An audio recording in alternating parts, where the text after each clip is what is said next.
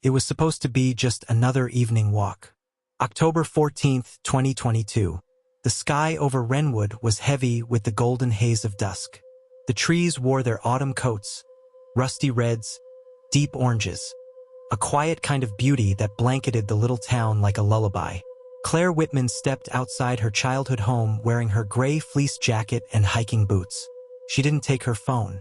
She told her sister she'd be back in an hour. She never came back.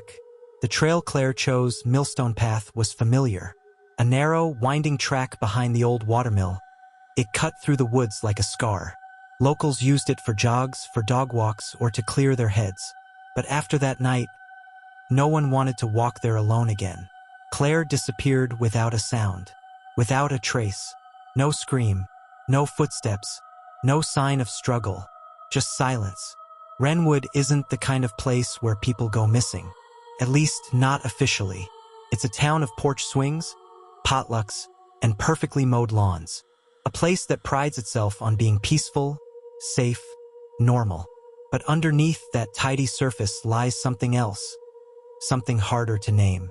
Ask anyone who's lived there long enough and they'll tell you. Wrenwood remembers everything, but talks about nothing. Claire had grown up here. She'd left for college, stayed away for years. When she came back in late September, people noticed.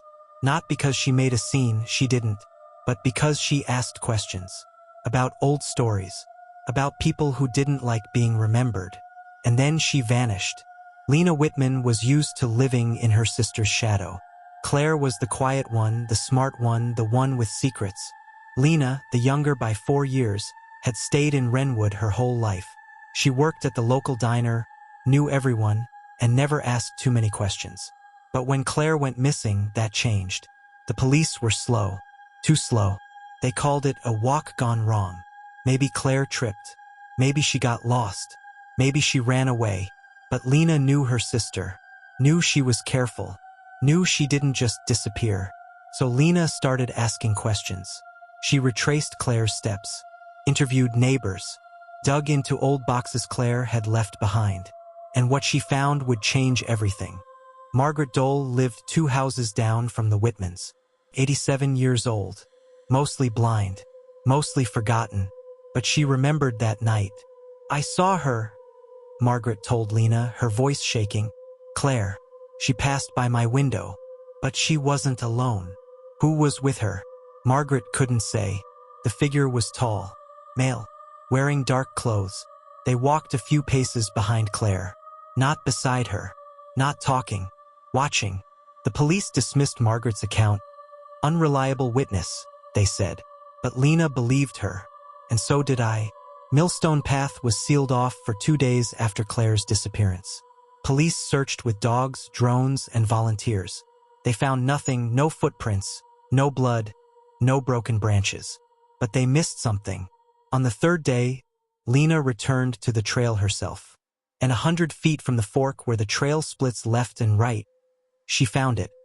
A silver pendant, Claire's, caught in the bark of an old pine, like it had been ripped off.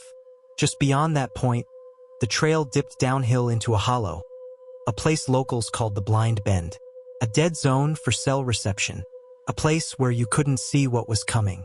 Lena stared into that hollow for a long time, and something in her gut told her that's where it happened. Claire had been hiding something, and it wasn't in the open. While going through Claire's room days after the search was called off, Lena knocked over an old floor lamp. It rolled toward the baseboard. Something was loose, a hollow patch in the floor. Inside, wrapped in plastic and buried beneath the boards, was a weathered leather journal. Claire's handwriting filled every page. But these weren't stories. They were entries, investigative notes. She'd been digging into something, or someone. One name came up again and again. Sheriff Tom Barlow. Tom Barlow had been Wrenwood's sheriff for nearly 2 decades. A well-respected man. Friendly. Trustworthy. But Claire had written things no one else dared whisper. 10 years ago, a teenage girl named Mira Collins disappeared under nearly identical circumstances. Last seen walking along the same trail Claire vanished on. The case went cold. No press. No real search. Buried in silence. In her journal, Claire wrote, Mira wasn't the first. I don't think I'll be the last. She suspected Barlow was covering something up, maybe even involved. Lena brought the journal to the state authorities. They listened barely, until she mentioned what Claire had found. A cabin. Claire's final journal entry pointed to a specific location deep in the woods. A part of the trail no one dared explore anymore. Hidden in the thicket, surrounded by thorn brush, Lena found it. A small, decaying cabin. Inside old clothes, burned photos, a rusted cot, scraps of newspaper clippings pinned to the walls, each one about a missing girl. Myra's was there. And then, beneath the floorboards again, a box.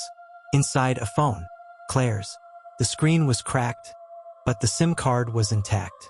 Authorities recovered voice recordings, whispered messages, arguments, and one name repeated again and again in a male voice.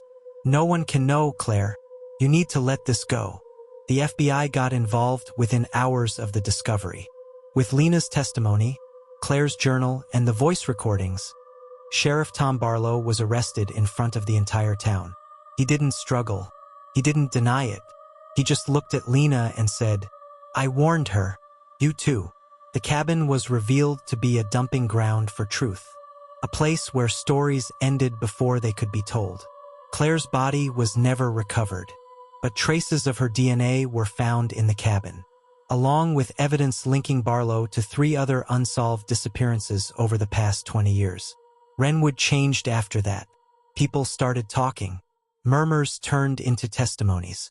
Women who had felt watched, threatened, silenced. The town that once refused to remember began to reckon with its ghosts. Claire Whitman didn't walk into those woods and vanish. She walked into them chasing the truth. And though she didn't come back, what she uncovered couldn't be buried. Sheriff Tom Barlow was sentenced to life in prison without parole. 3 families finally had answers, and one sister, Lena, became the voice that broke the silence. Justice in Renwood had been a long time coming, but in the end it came. Stay tuned for more chilling cases on Cold Case Chronicles, where the truth is always darker than fiction. If you haven't already, make sure you're subscribed to Cold Case Chronicles. We dive deeper into the most chilling, unsolved mysteries, and together, we uncover what was left behind. Like, share, and leave a comment below. We want to hear your thoughts. Stay vigilant. Stay curious. The truth never rests.